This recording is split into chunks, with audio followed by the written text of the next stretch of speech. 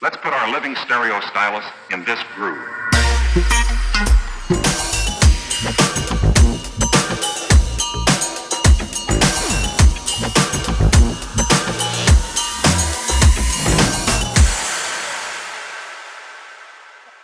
Hola, ¿cómo están? Mi nombre es Santiago Tacunan y esto es Quilca Podcast en su tercera temporada.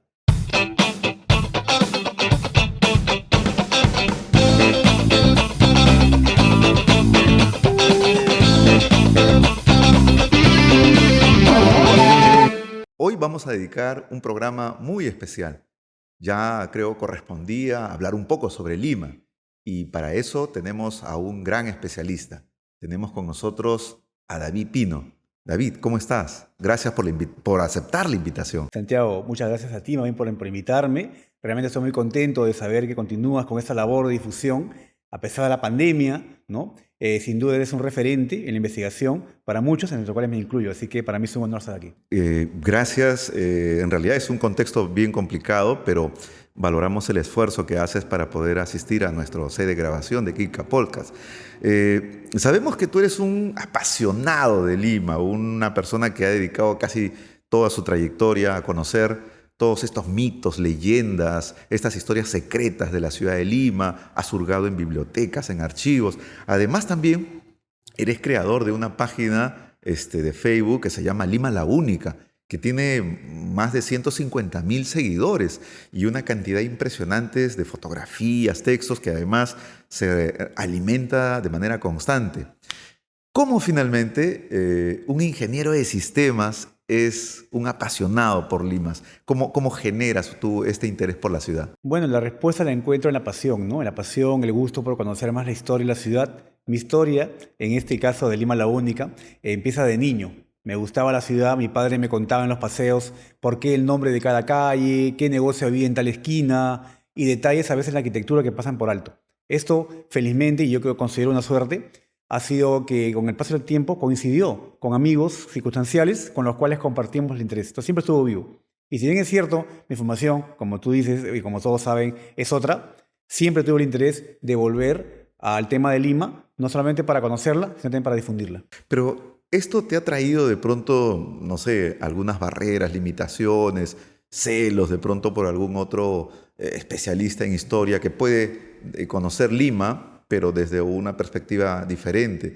En el caso tuyo, tus propuestas son mucho más frescas, mucho más entretenidas. Incluso si habría que contratar a alguien para que haga un recorrido por la ciudad de Lima, quizás de pronto no contrataran a un historiador, sino a un especialista como tú, porque hay detallitos que a veces al público le interesa escuchar, ¿no? Bueno, más que pensar quizás en lo que tú mencionas, de estos celos que a veces existen, yo en realidad más me siento un afortunado, ¿no? Porque gracias a la labor que hago, he podido conocer lugares magníficos, he entrado a archivos que en mi vida conocí que existían, he visto documentos, he tenido en mi mano documentos muy impresionantes que me han servido, por supuesto, para poder conocerlos y difundirlos. Siempre he pensado que la historia está hecha para que la gente la conozca.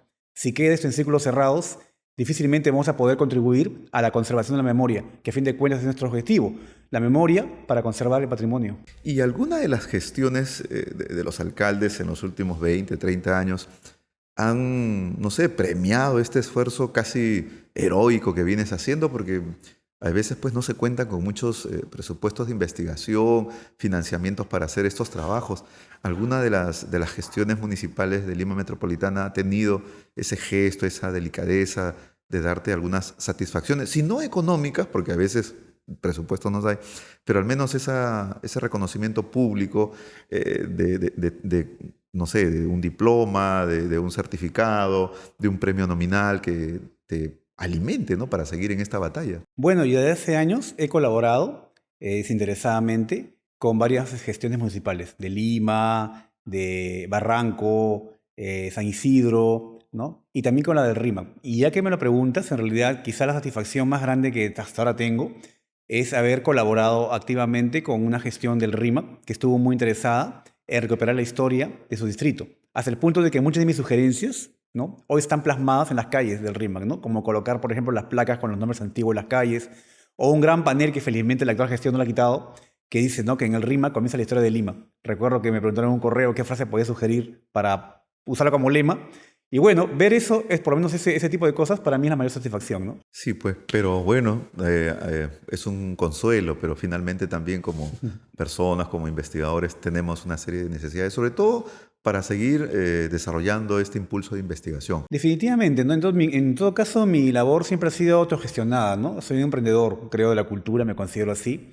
En mi caso, quizás lo hablaremos ya en un momento, el tema de los recorridos, las caminatas, los paseos, han servido para mantener y poder seguir realizando otras actividades, ¿no? Que en este caso cubren las necesidades básicas, creo, de cualquier persona. Así que por ese lado no me quejo. Sí, y para los que nos siguen en Quilca Podcast, si yo tuviese que contratar a alguien para que me explique un poco más de Lima, de algo que ya conozco, pero con datos realmente muy interesantes, no dudaría en contratar a David, que es un Gracias. especialista en realidad. Hablemos un poco de Lima. Lima se puede caracterizar por las procesiones, porque tiene un sentido religioso muy profundo. La evidencia más tangible pues, son los conventos, los monasterios, ¿no? Las capillas, etcétera, etcétera. Lo otro es el tema de la arquitectura, ¿no? De casas que no solamente corresponden a la época colonial y republicana. Otro elemento que puede caracterizar a Lima es el frenesí de la gente, ¿no? Que Una ciudad fiestera, transita, ¿no? una ciudad fiestera como ha sido siempre. Y que además transita de una manera casi interminable. Y algo más que nosotros podemos mencionar es el tema de este clima medio raro, con sol, con garúa. En tu conocimiento, ¿qué otro elemento podríamos incluir para poder describir a esta Lima, Lima la única, Lima la horrible? Bueno, definitivamente en los últimos años, que ya un poco he buscado pulir mi información y por supuesto encontrar un eje desde el cual poder explicar y contar la historia, yo particularmente me he centrado más en la arquitectura, ¿no? Porque la arquitectura es el reflejo del pensamiento de cada época. Entonces cuando vemos las fachadas, los balcones, los monumentos mismos, ¿no? Que también son arte, un arte también mayor como la arquitectura, encontramos el pensamiento de la gente del pasado, cómo ellos vivían su día a día. Y hablar de Lima a partir de sus fachadas, de sus monumentos, de sus balcones, considero, en mi caso, es la mejor manera de traer esa memoria a este presente, para entender quiénes fuimos, quiénes somos y a dónde vamos, ¿no? Y es por eso que siempre incido en la importancia del patrimonio. Ahora, si me mencionas tópicos, por ejemplo, para los cuales hablar de Lima, pues son en realidad innumerables, ¿no? No mencionas la gastronomía, por ejemplo, ¿no? Que también está inmersa. El patrimonio industrial, con sus fábricas, sus haciendas. El mismo centro de Lima, una gran chimenea que nadie sabe qué cosa es, ubicada en la zona de Monserrate, ¿no? Pero que sin embargo nos remonta a una época en que la ciudad buscaba modernizarse, la época de Leguía, con el primer incinerador municipal de basura, que nos ha dejado esta chimenea inmensa, que la gente dice, ¿qué será? ¿Qué chimenea será? En el lugar ha funcionado hasta un comedor infantil, un colegio, pero en su época fue un incinerador de basura. Pero sigue esa chimenea. Hasta existe. Yo, es la que está justamente al frente del Coliseo del Puente Cerrado, pero estaba que la derrumbaba. La querían derrumbar y se dieron de bruces porque vieron que la estructura esa de concreto va a resistir, creo, este siglo y 3 siglos más. O sea, está súper bien hecha, ¿no? O, por ejemplo, también esta evidencia de un antiguo acueducto virreinal. Toda la gente que se va a San Juan del Lurigancho, que pasa por la Plaza de Hacho de rumbo hacia Zárate y bueno, a Las Flores y todo ello, pasan por su ruta por un lugar donde está un acueducto de 1746, ¿no? En la zona de Piedraliza. Y que nadie se imagina que ese fue una estructura que dio iluminación eléctrica por primera vez a Lima, en su momento, ¿no? Cosas como estas, quizás pequeñas, al paso, que nadie se interesa, pero que muy bien podrían ayudarnos a valorar mejor nuestra ciudad. O que también a veces desperdiciamos. Yo recuerdo cuando estaban construyendo la vía expresa de Grao, encontraron los cimientos, parte de este conducto del canal o río Guática, y que finalmente terminaron decidiendo, ¿no?, de que había que construir la vía expresa de Grao. Y por lo tanto parte de esas estructuras que evidenciaban una tecnología y además un sistema de riego, no solo para la ciudad de Lima, sino para los espacios agrícolas que estaban fuera de ella, finalmente terminaron perdiéndose. Y mira que el perjuicio no solamente fue para la avenida Grao. Por ejemplo, siempre yo cuando hago los recorridos, las visitas a la Quinta Jeren, que también es un espacio icónico y patrimonial de Barrios Altos, mostramos fotos antiguas y el lugar era un bosque. Era un bosque, así con árboles frondosos, y ahora no hay nada, es una pampa. Entonces la pregunta es, ¿qué pasó? ¿No? Y esas fotos no son tan antiguas, eran 20 años. La respuesta es la misma. Tuvieron que cortar ese brazo del Guatica justamente para la vía expresa Grao. No solamente, como tú mencionas, se perdió la oportunidad de conservar evidencia de una técnica de ingeniería agrícola antigua, sino también perdimos espacios patrimoniales, que hoy, por supuesto, serían de mucho beneficio para la zona. Sí, y esa tendencia en realidad no es solamente exclusiva de esta parte de Lima. Ahora último que he terminado de escribir Ancón, en el Malecón Ferreiros, antes que se construya lo que ahora nosotros conocemos, existía pues una gran cantidad de árboles de pinos enormes y que están en las fotografías, ¿no? Y cuando uno compara ahora con estas imágenes modernas o la estructura que ahora tiene, tú ves y dices, ¿dónde están los árboles? ¿Dónde están? Claro. Salvo algunas palmeras que ahora no tienen más de 20 o 30 años. Igual ocurrió, por ejemplo, ahora que lo mencionas, hace poco encontré en una revista Caretas, ¿no? Buscando una foto del ingreso a Canto Grande, 1964. Es un camino con prácticamente un túnel de árboles de eucalipto, que hoy no existe. Puse la foto, hoy dice, esto es Canto Grande, la gente decía, no conocimos eso. Hoy hubo gente que sí se acordaba, pero imagínate, nada de eso hay, ¿no? Lima ha perdido mucho verde con el paso de los años. Claro. En algún momento, en una entrevista, te escuché decir que pasear por Lima con garúa era pues una cosa entrañable, extraordinaria, ¿no? Pero te cuento que en una fecha, más o menos en el 99, 98, yo trabajaba en el centro de Lima, bueno, casi toda mi vida he trabajado ahí, y paseaba justamente con un poco de garúa, molesta un poco, pero no fastidia. Y fui testigo de un choque de un auto porque la pista se hizo muy jabonosa y también una señora se resbaló y sufrió un accidente. Entonces yo contrastaba cómo es finalmente eso, ¿no? O sea, ¿es entrañable, no es entrañable? ¿Y es entrañable para recordar estas historias o qué finalmente, no? Bueno, en el caso cuando mencioné eso, yo recuerdo que lo que mencionas en una entrevista, en realidad fue justamente porque esto representa el carácter de nuestra ciudad, ¿no? Y la aceptamos como tal, ¿no? Claro, uno en el verano quiere irse a una playa paradisíaca con tu sol y tu palmera, qué sé yo, tu arena blanca, pero a fin de cuentas es la ciudad en la que has nacido, ¿no? Es la ciudad en la que has crecido, en la que vives o trabajas, y uno debe aceptarla como es, ¿no? Y nuestra ciudad con su cielo gris, que yo no estoy de acuerdo que digan pan de burro, porque ¿qué estamos hablando, no? Pero su cielo gris, que la ha caracterizado no solamente de ahora, sino desde siempre, porque así es nuestro clima costero, es una ciudad que se convierte en entrañable, ¿no?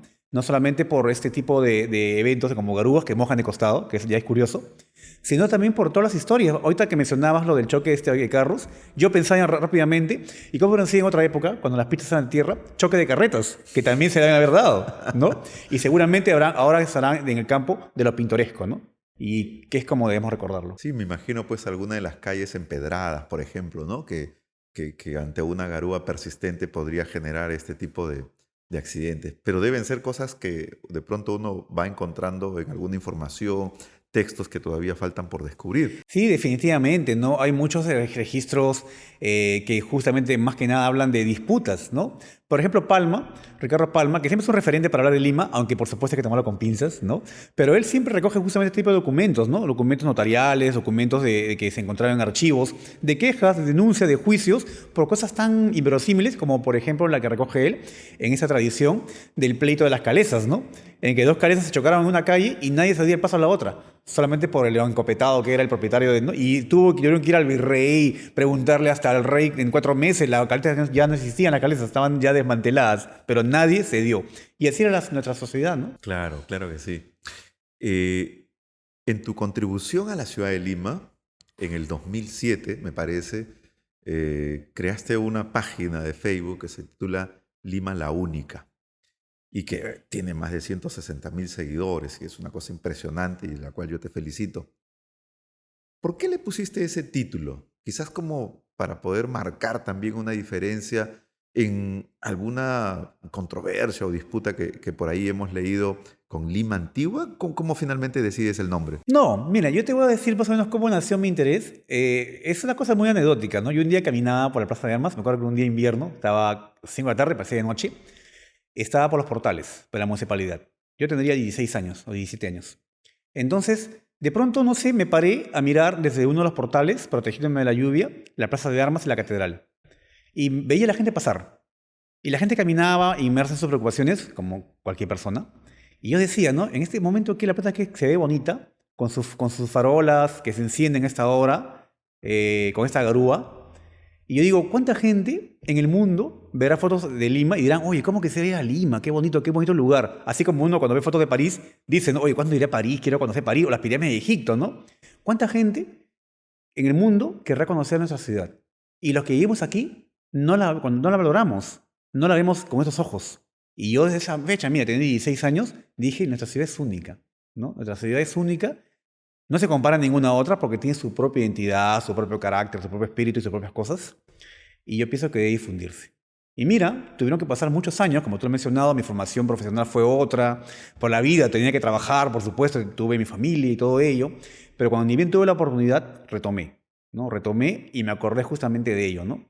Y de ahí el nombre. Nuestra ciudad es única y así tenemos nosotros que entenderla. Y esta controversia que quizás en algún momento se dejó entrever con Lima la antigua, ¿qué de cierto hay? ¿Hay alguna mención que hacer respecto a eso? Bueno, particularmente yo aprecio la labor de muchas personas que dedican su tiempo, su esfuerzo. Tú sabes cómo esto es la cultura, muchas veces pues es ingrato, ¿no? En el tema económico, por ejemplo, que dedican su esfuerzo para difundir Lima. Yo siempre he mencionado, porque a partir que, por ejemplo, que hago los paseos, que hice los paseos en el año 2011, mucha gente empezó a hacer paseos, ¿no? Entonces, oye, mira, está que te copian, me decía, ¿no? O están haciendo esto. Y otra frase que siempre tengo yo es la siguiente, ¿no? No importa el mensajero, ¿no? Con tal que la historia de Lima llegue a más personas, no importa quién lo haga. Claro, que se preocupen en hacerlo correctamente. Pero básicamente, por mi parte, no existen ni celos ni nada por el estilo, ¿no? Es más, con las personas que quizá en un momento han tenido una controversia conmigo, yo siempre he tenido la intención de acercarme, ¿no? Tener puentes, porque al final de cuentas somos aves de paso, como se dice, ¿no? Nuestra ciudad es mucho más antigua.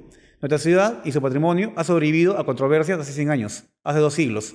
Y se olvidará controversia dentro de un siglo más, porque la ciudad de Lima va a continuar. Sí, y Entonces, a fin de nosotros cuentas, nos somos queremos. personas que pasamos. Claro. Así que cualquier problema personal, para mí no existe. En esta página de Lima la Única, que tiene una batería de fotografía, ¿cuál es la fotografía que a ti pues, te ha sorprendido y que de pronto no imaginabas que existía porque te refleja un momento de la historia de Lima? Y tú dices, wow, si tendrías que escoger entre las top, ¿no? De esas fotografías, ¿con cuál de esas te quedarías? Bueno, definitivamente por la antigüedad con las que nos muestran la imagen de Lima en sus inicios de la fotografía, de los daguerrotipos, ¿no? Hay una fotografía, por ejemplo, de 1853, ¿ah? Mira, que es de la plazuela de la Merced. Es un sepelio. Está saliendo un religioso y se ve la fachada antigua de la iglesia de la Merced, que está ubicada en la cuadra 6 del Girón de la Unión. Y se ve un antiguo balcón, ¿no? Donde hoy está una tienda, un retail, ¿no? Esto de artefactos, ¿no? Entonces yo digo, ese balcón está ahí y quizás estuvo 25 o 30 años antes cuando San Martín proclamó la independencia en ese lugar. O sea que de ese balcón debieron haber visto al general San Martín proclamando la independencia en ese espacio. Para mí es impresionante ver que todavía queda evidencia de lugares que vivieron momentos claves en nuestra historia. Esa fotografía y otra también muy cercana de 1855, un daguerrotipo de la Plaza Mayor, en la que se ve la plaza como una gran pampa de tierra, en la que solo está la pileta al centro y los aguadores, ¿no? Los aguateros abasteciéndose para distribuir pues, el agua en las casas. Tú sabes que el agua antes no se conde como ahora, ¿no? Se compraba. El palacio de una fachada distinta, las tiendas en la fachada de palacio, el palacio obispal, hoy muy suntuoso y lujoso, una casona antigua que ya se caía de vieja ya en esa época, ¿no? Más tiendas en la catedral. No, es impresionante, son ventanas en el tiempo y felizmente muchas de ellas están muy bien digitalizadas. Entonces tú puedes ampliar y ver detalles, ¿no? ¿Y alguna foto extravagante que hayan colgado? Tú dices, wow, entonces vamos a poner ciertos filtros y cierta protocolo, reglamento. ¿Algo que te haya sorprendido de Lima? Bueno, en cuanto a fotos extravagantes, o más que nada fotos polémicas, si cabe la palabra, ¿no? Para un poco contestar tu pregunta. Yo pienso que son las fotos que también nos muestran una ciudad que ha cambiado en los últimos 20 años. Pero por supuesto que en los últimos 20 años no podemos evitar hablar del tema político, ¿no? Y el tema político, tú sabes que en estas épocas sobre todo, se vuelve muy efervescente, ¿no? Entonces, por ejemplo, poner una fotografía de Lima en 1990, 92, que ya era una ciudad un poco caótica, que poco a poco se fue recuperando, ¿no? Gracias a gestiones de alcaldes de aquella época, es hablar, pero era así por el presidente de aquella época o por lo que fuere, que sea que fuere, ¿no? Y lamentablemente pues es lo que genera más controversia. Yo he tenido que borrar comentarios, al final he tenido que sacar la fotografía por último, ¿no? Pero básicamente eso. Ahora hay fotografías polémicas para el otro tema, que han sido escandalizantes, ¿no? Recuerdo una fotografía que publicó Caretas, que la digitalicé y la puse. Era una fotografía de un taller donde arreglaban maniquíes. Entonces están todos los maniquíes, que son mujeres desnudas, ¿no? Y ahí le baja una virgen a un costado, que está así como avergonzado a un costado. La foto es muy buena, la foto es buenísima, ¿no? Es un taller tal, Caretas es el fotógrafo que la hizo de Caretas, pero la puse y la gente pues comentando ahí, ¿no? La virgen asustada y todo el tema. Bueno, cosas como esa, en realidad. ¿Qué más? Por ejemplo, la fotografía, sin duda, la fotografía de atentados terroristas, lo mencioné, ¿no? La destrucción que se hizo, por ejemplo, en la comisaría del Sexto, ¿no? Con un coche bomba, Las fotografías las pude tener, las publiqué, pero son siempre temas polémicos, ¿no? Quizás en un tiempo más se verán con una mente más amplia, ¿no? ¿Y eso en algún momento te obligó a como elaborar un reglamento, de pronto decir a los que seguían estas páginas, ¿no? Ciertas normas de conducta? Porque claro, el propósito de la página Lima la Única es otro, ¿no? Es de promocionar la ciudad, evidenciar imágenes y no tanto el tema de la controversia política, que es algo que de pronto no, Se no, da. no tiene como propósito, pero que Sí. se da, ¿no? Bueno, para serte franco, no. En realidad la página es abierta. Yo particularmente siempre pienso que cada quien es responsable de lo que escribe, ¿no?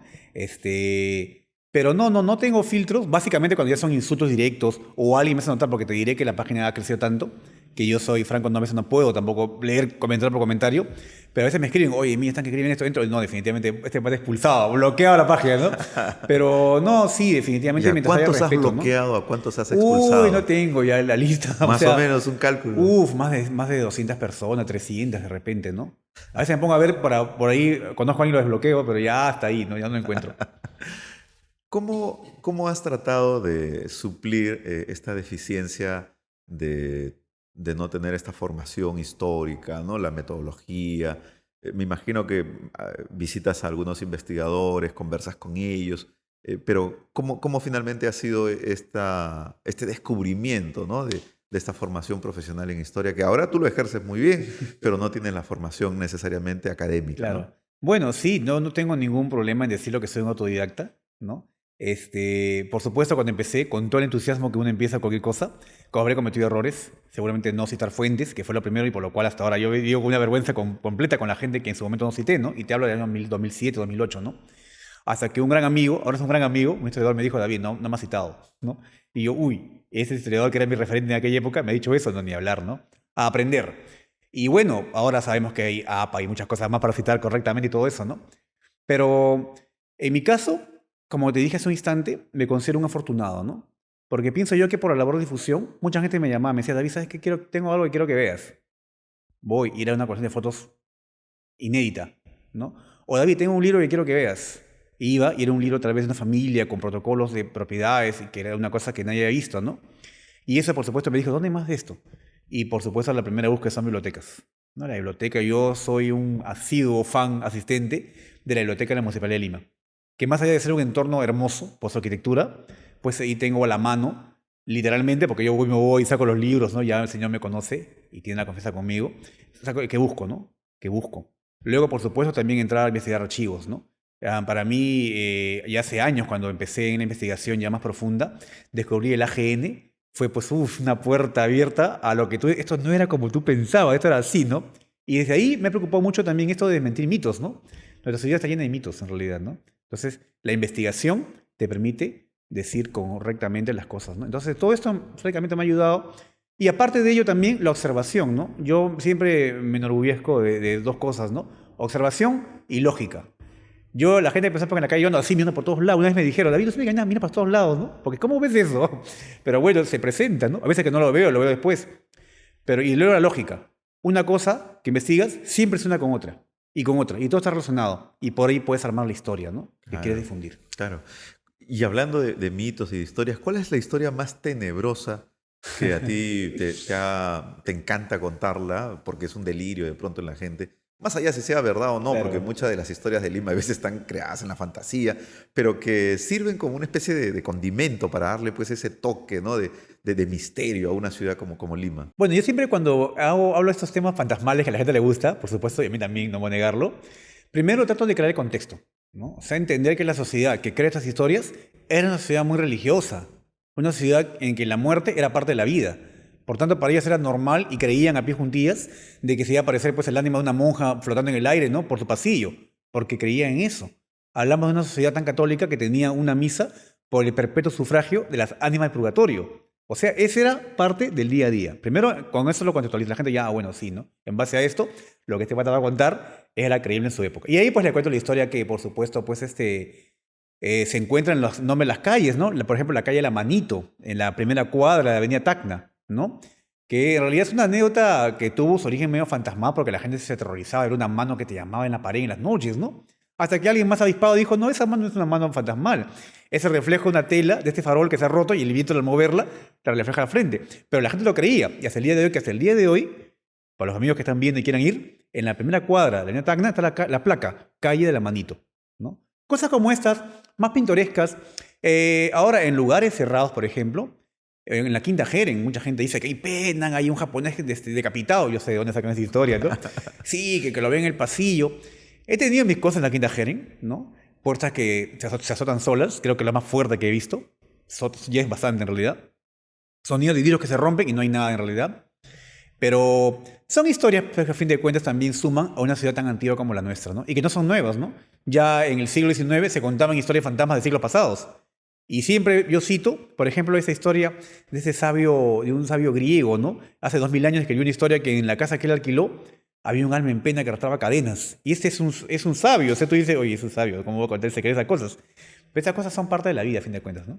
Cuando te escucho narrar estas historias fabulosas de Lima, viene a mi memoria un poco algunos comentarios de algunos amigos que son historiadores y otra gente del mundo de las letras.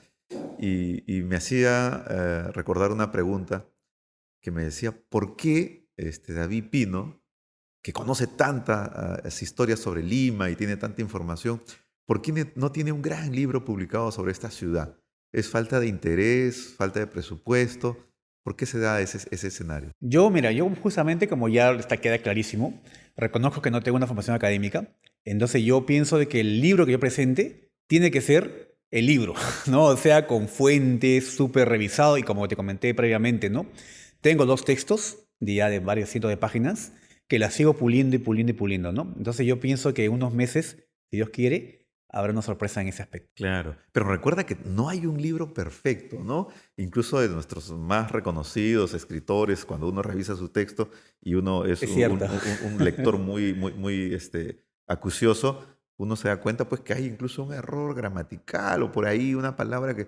Y entonces buscar el libro perfecto, justo me decía un profesor en San Marcos, ¿no? Porque yo también cuando publiqué un primer artículo, recuerdo en el segundo año de la universidad, y uno recién estaba en formación y mucha gente decía, ¿cómo vas a publicar? Bueno, pues hay que avanzar en este debate historiográfico, ¿no? Y un profesor me dijo algo que me marcó mucho, el profesor Carlos Lazo, que tú también de pronto lo has conocido. Me dijo, publica. Después te vas a arrepentir lo que has publicado, pero ya tienes una referencia, pierdes el temor, estás en el escenario y a partir de la cual seguramente vas a generar algún interés, alguna crítica, un comentario. Lo peor que te puede pasar es que te ignoren. Claro. Cosa que en algún momento se hizo también con los textos de él, ¿no? Entonces eso es un consejo que a mí me lo dio y te lo transmito, porque en realidad a veces buscar la perfección nos hace tener mucho tiempo, información que de pronto mucha gente podría disfrutar con un texto. Sí, no, definitivamente, felizmente tengo el blog con ya 350 artículos, ¿no? Que he publicado. Me he esforzado de que cada uno sea mejor que el anterior, ¿no? Y no puedo evitar decir tengo orgullo de ello, ¿no? Porque es mi esfuerzo y que lo comparto con mucho gusto, ¿no? Con las personas, ¿no? Hay personas que me dicen, David, yo tengo un libro de tu blog, me lo he impreso. Y dije, bacán, tienes un libro antes que yo. Pero qué bien, ¿no? Qué bueno, y me alegra, esa es la satisfacción más grande, ¿no? Pero si hablamos después de un librito para el estante, seguramente vamos a tenerlo. Y que sea, por supuesto, una guía, una ayuda para gente como yo, ¿no? Que tal vez de repente tienen el gusto, el amor por la ciudad y puedan inspirarse en él, ¿no? ¿En cuántos libros publicados sobre Lima has contribuido, has ayudado? Porque me imagino que te han buscado, te han pedido datos, fotografías, etcétera, etcétera. No tengo el número, pero ahora que la mencionas, sí, bastantes, ¿no? ¿Y te citan en estos Sí, libros de sí, agradecimiento? sí, por supuesto, ¿no? Quizás uno de ellos, que es un orgullo personal bien grande hasta el día de hoy, es que yo siempre me he basado como un libro básico para investigar Lima en Juan Brownlee, ¿no? En las viejas calles de Lima, ¿no? Que ya de por sí me pareció un gran trabajo de Brownlee de investigación con ¿no? los protocolos del censo de 1613 de la época de Montesclar, en fin. Entonces, siempre lo leía el PDF, ¿no? Hasta que un día me dicen, David, ¿puedes acompañarnos en la presentación del libro? En la Municipalidad de Lima, ¿no? Por supuesto, ¿no? Esa pregunta dice pregunta. Y más orgullo fue encontrar que varias de las fotos que yo di y algunos apuntes aparecen mencionados en el libro. El libro ya está impreso físicamente, ¿no? Además de estar en la presentación del libro, en el cual compartí auditorio escenario con la historiadora Carlota Casalino, ¿no? Y que hablamos sobre el libro, estaba la familia, la hija de Juan Brownlee, ¿no? que al final me habló, me felicitó. O sea, para mí, digamos, esa es la satisfacción más grande, ¿no? En una ocasión también, en unos paseos que hago, en la Quinta Jere, fue una señora me dijo, David, me dice, me encanta cómo tú cuentas la historia, me hace acordar mucho a mi padre, me dijo así. Entonces, gracias, le dije, ¿no? ¿Y quién es su padre? Le digo, pero conozco. Sí, yo soy la hija de Guillermo Loma Villena. Entonces, ese tipo de cosas para mí son los premios más grandes que puedan haber, o en todo caso, citas, ¿no? De lo que uno hace. Claro. En tu página, claro que cada quien es responsable de las cosas que publica, pero hemos notado también que en algunos casos publican fotografías sin citar la fuente, ¿no? Y eso de alguna otra manera no corresponde por el tema de los derechos, como en el caso tuyo, que encuentras una fotografía y alguien lo publica y no te cita, o sea, como si fuese su descubrimiento. Si bien esto no es una responsabilidad, pero siempre hay de pronto un mensaje para que hagan, ¿no?, la cita correspondiente, para darle la valía también y los méritos a quien lo haya podido encontrar. Claro, yo hace años, no hace muchos, pero hace serán 7, 8 años, abrí un grupo. Entonces, que hay páginas y grupos en Facebook, ¿no? Tengo un grupo que se llama justamente Fuentes Fotográficas Peruanas, ¿no? Con la que personas me ayudan a publicar. Y siempre fue mi interés desde el inicio, y es una de las reglas del grupo, que cada fotografía incluya la fuente. Periódico, revista, archivo familiar, ¿no? O por último, no es pirateado, pero di de dónde la tienes, ¿no? Entonces, sin duda, también es como un reconocimiento a la investigación de otros. Como tú dices, otros pues ganan, hay dicho, ahora ganan de Marías, ¿no? Con plegarias ajenas, una cosa así, ¿no? Pero bueno, es importantísimo. Y en todo caso, en estos grupos sí me he preocupado en hacerlo, ¿no? En este escenario de la pandemia, me imagino que tú no te has detenido en la investigación, me imagino que con todos los protocolos y los cuidados has seguido investigando. ¿Qué se viene para adelante? ¿Qué proyectos tienes ahora terminando o en todo caso trabajándolos? Bueno, justamente ahora a raíz de la cuarentena, ¿no? Que empezó en marzo del año pasado, yo tenía las actividades de las caminatas culturales, ¿no? Los paseos, ¿no? Por la ciudad, que debo decirlo, pues me iba muy bien, ¿no? Yo el primer paseo que hice fueron nada más 2 personas, ¿no? Igual con el año pasado los llevé. Los últimos iban casi 100 personas a mis paseos. Yo andaba con megáfono para hacer la procesión, la gente decía, ¿qué político es? Decía, ¿no? Cosas como esas.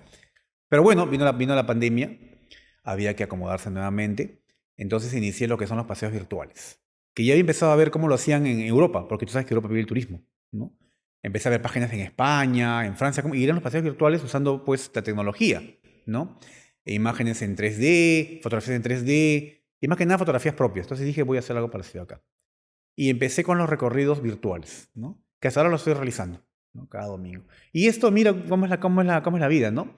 Me permitió acercarme a un nuevo público, el público del extranjero, el peruano que vivía fuera hace 30 años, que no venía al Perú hace mucho tiempo y que se enteraba que hay un paseo a Comas, por ejemplo, ¿no? El cual, como te comenté a ti, usé mucho de tu trabajo, o por ejemplo un paseo al RIMAC o un paseo a Barrios Altos, por fotografías y videos que yo hacía particularmente. Todo esto me abrió esta nueva oportunidad, ¿no? De poder seguir difundiendo la historia. Ahora lo que se viene es ya entrar al campo de la formación educativa, ¿no? Mediante los talleres virtuales o talleres presenciales, contratar a los mejores especialistas. Ya públicamente te comprometo, en un momento te avisaré para que seas un ponente en uno de estos eventos. Y por supuesto, enriquecer la información de personas que están interesadas en conocer más de Lima, mediante su historia, su arquitectura, arqueología, antropología, ciencias sociales, ¿no? Lo que sea que fuere, un instituto, ¿no? Que he formado y que te puedo dar el nombre en exclusiva, ¿no? Se llama el Instituto de Estudios Históricos de Lima, que ya lo he registrado. Genial.